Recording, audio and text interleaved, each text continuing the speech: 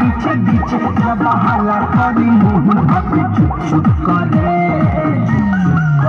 हमर दोनों बयालून साला धुप धुप करे हमर दोनों बावल ऊपर वाला धुप धुप करे